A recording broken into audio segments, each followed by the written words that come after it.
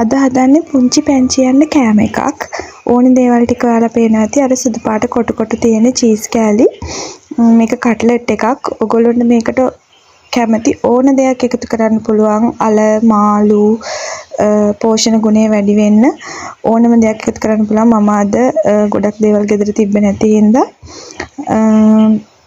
ගොටු කොලයි ලූණුයි සුදු ලූණුයි චීසුයි එකතු කරා. ඔයගොල්ලොන්ට මේකට මාළු එතකොට තව මුකුණු වෙන්න ඕනම පලා වර්ගයක් එකතු කරන්න පුළුවන්. ඉතින් ඒ ටික ඔක්කොම දාලා බබා කන විදිහට පොඩ්ඩක් ටෙම්පරාදුවක් දාගන්න. මොකද අර ගොටුකොළ එහෙම අමුයෙන් කන ටිකක් අමාරුයි, බැදෙන ප්‍රමාණය අඩුයිනේ කට්ලට් එක හදලම බදිනකොට. ඒ හින්දා ඒකට මම ඉස්සලම ලුණු ටික දාලා ඒකට මම ගම්මිරිස් කහ කුඩු ටිකක් කපාගත්ත ගොටුකොළ ටික ඔක්කොම එකතු කරලා ඊට පස්සේ අල ටික එකතු කරවුවා.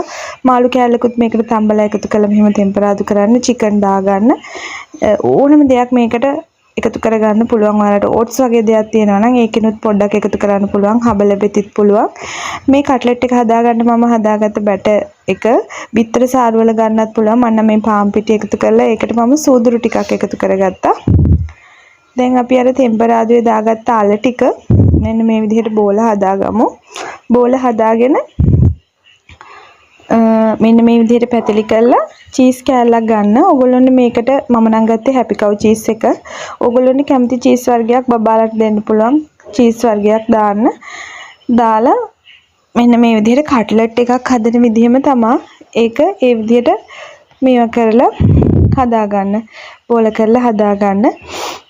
බබාලට බත්ම දෙන්න ඕන නැහැ. මේ විදිහට බබාලගේ බඩ පිරෙන්න පෝෂණ ගුණයත් එක්ක හොඳ කෑම වේලක් ලැබලා දෙන්න. ඒක තමයි වැදගත්ම දේ. මම මේ හදාගත්ත කට්ලට් ටික ඉතින් ඒක අල බෝල ටික ඒක අර කට්ලට් හදනවා වගේම ඩබල් රැප් කරලා ඔයගොල්ලෝ හදාගන්න. සූදුරු ටිකක් අර බැටර් එකට දාන්න කියලා කියන්නේ. එතකොට හරිම රසයි ඒක හැපෙනකොට. ඉතින් ඔයගොල්ලෝ හදලා බලන්නකෝ.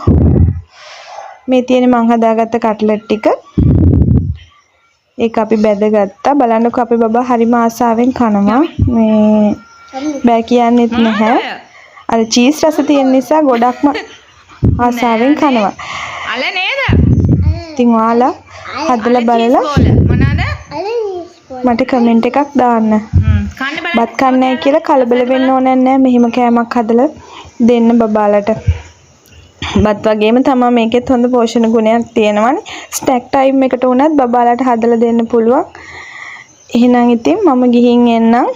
ඔයගොල්ලෝ හැමෝටම thank you බලනවට.